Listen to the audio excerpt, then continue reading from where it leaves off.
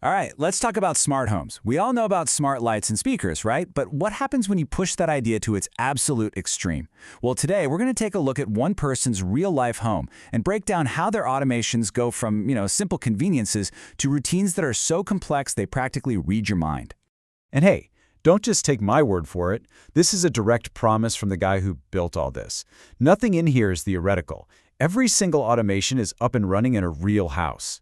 We're about to climb a ladder of automation insanity, so yeah, you might want to buckle up. So we're starting off at level 1. This is the ground floor. We're talking about the most straightforward kinds of automations you can imagine, where one simple action causes one direct, predictable result. It's pure cause and effect. Check this out. It's such a simple but perfect example. When he sits down in his recliner at night, the house just knows. There's a hidden vibration sensor that feels the movement, and that little trigger creates the perfect reading environment. The ceiling lights go off, the reading light comes on. No buttons, no voice commands. It's this perfect mix of efficiency and, let's be honest, some really clever laziness. Here's another level 1 setup, but this one's a brilliant little sequence. You got to get up in the middle of the night. Unplugging your phone is like the starting pistol. The floor lights up to guide your way, then you open the door and the light path actually follows you out into the hall. And the system is smart enough to kill the bed lights so it doesn't wake up your partner. So that's the theme of level 1. Simple, direct triggers creating this awesome chain of helpful events. Okay, let's climb up to level 2 and see how this all builds. Now, the home isn't just reacting to a single sensor anymore. It's actually starting to understand context. What time it is, what you're probably doing, and what's on your calendar. This one is so clever. It's not the light switch itself that's smart, it's the outlet it's plugged into. When you flip on the workbench light, that smart outlet detects the spike in power usage. That power draw is the trigger that tells the Apple TV to fire up, open Spotify, and start playing a specific playlist. Turn the light off, the music stops. The home correctly assumes workbench light is on, means it's time to get some work done in the garage. And this is where it gets really, really powerful. The home is plugged directly into the family's Google Calendar. So if an event pops up with the word meeting in it, bam, the office door automatically locks and a little busy light turns on outside. No more interruptions. And it works the other way too. If the calendar says no school, the whole morning wake-up light routine for the kids, it's automatically skipped.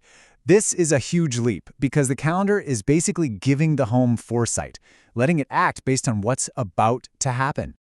All right, welcome to level 3. The jump to level 2 was all about context. Now we're moving past just context and into anticipation. This is where the systems get so seamless and so intuitive that it honestly feels like the house is reading your mind and knows what you want before you even do. And this just illustrates that perfectly. Picture this. Someone rings the doorbell while you're watching a movie. Instead of you fumbling for the remote, the TV just pauses itself. You go answer the door, and when you close it again, the system waits 5 seconds, just enough time for you to walk back to the couch, and it automatically hits play. It manages that entire common interruption without you ever touching a thing. Now, to really get this next mind-reading trick, we have to understand one key concept, the difference between an automated trigger and a manual one. So an automated trigger is what you think. The house does something on its own, like turning on a light when it senses motion. But a manual trigger is when a person steps in and deliberately does something, like flipping that same switch off. That difference is everything for this next bit. Right, because here's what happens. The bedroom lights are set to turn on with motion at night. But let's say his wife wants to go to bed early. She manually turns the lights off with her phone. The system sees that manual action and interprets it as a strong intention. It basically says, okay, a human has overridden the automation. They want the lights to stay off. So for the rest of the day, it just disables the motion sensor for that room. It respects the human's decision. This one is a total masterclass in logic. To make sure you're not getting spammed with notifications, this forgotten package alert only goes off if 4 very specific things happen in order. First, a package is seen. Second, the whole family is away. Third, someone then comes home. And fourth, they don't open the front door within a few minutes. Only then does it finally play the reminder. It's designed to only step in when you've genuinely forgotten. The whole key to level 3 is intent. The home is now smart enough to not just see what's happening, but to figure out what you want to happen. We have made it to the final level, level 4. And at this point, the home is no longer just a passive servant that reacts to your commands or the context around it. Now it's a proactive assistant. It actually starts interactions, it makes suggestions, and it even tries to nudge your behavior for the better. And what better example is there than this? The house literally becomes a digital parent. When the conditions are just right, good temperature, no rain, the house will actually tell the kids to get off their screens and go play outside. And it is not just a friendly suggestion, it comes with a very real threat. So what's the logic behind this digital parent? Well, it's a pretty specific checklist. First, the weather outside has to be nice. Then, it checks for any motion in the backyard. And here's where this number comes in. If it detects no activity for a full hour and a half, that's the final trigger. The system is designed to only chime in when the kids have really been inside for way too long on a perfect day. Here's another one of those proactive nudges.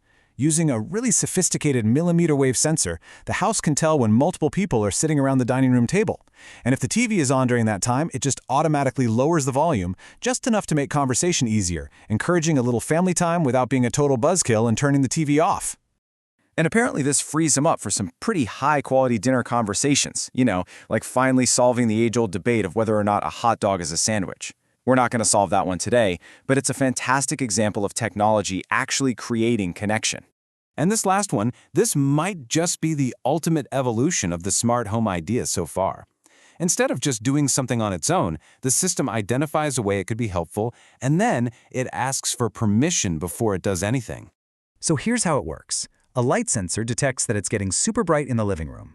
The home also knows, thanks to motion sensors, that Reed is in that room. So the smart speaker just speaks up directly to him and asks if he'd like the system to lower the shades. It's identified a problem and politely proposed a solution. And the best part? The system is programmed to understand all kinds of yes answers, from sure thing to a perfectly timed Star Wars reference. The home isn't just proactive anymore, it's personalized with a sense of humor. It's really moved from being just a tool to being more of a collaborator. So, after seeing a home go from just flipping a light switch to literally asking for permission to help, it brings us to this really fascinating final question. We automate things for convenience, right? But as these systems become proactive partners in our lives, you have to wonder, at what point does a smart home stop being a tool you control and start becoming more like an intelligent roommate? That is definitely something to think about.